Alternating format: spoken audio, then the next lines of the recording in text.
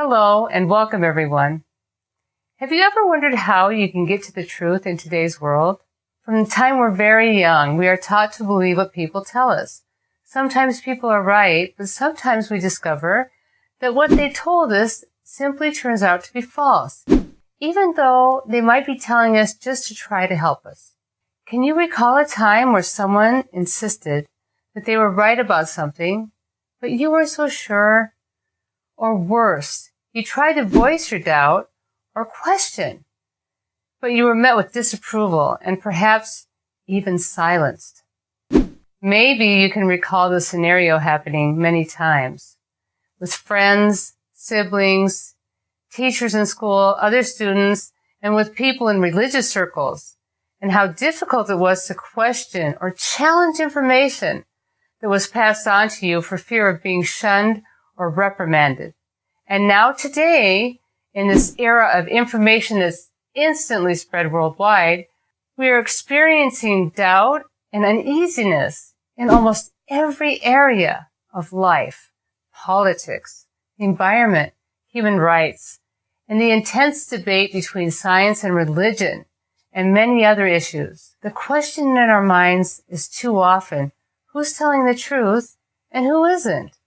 What evidence is there to support their position? We as human beings have all faced such challenges, and sometimes there's so much confusion we don't even know where to begin. People on opposite ends of the spectrum regarding a particular topic can both insist they're right and really believe they are. So who do we believe? The bottom line becomes, how do we determine if there's a basis, a foundation for what we ourselves believe, for what we've been told is true, or what we've come to believe on our own? The process of finding the truth depends on keeping an open mind, examining what we know, what we don't know, and gathering evidence. It doesn't have to be completely overwhelming.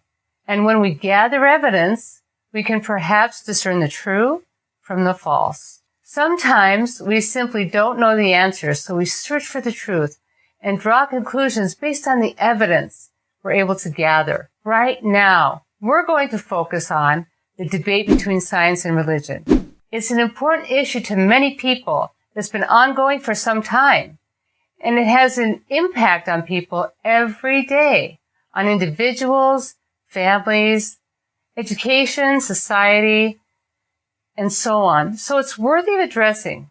Is there really a war going on between the two? We hope to provide some answers to this question. What I'd like to do is present evidence, information, and also some very well-known arguments on the topic of why science and religion conflict. Arguments that are often repeated, but aren't necessarily correct.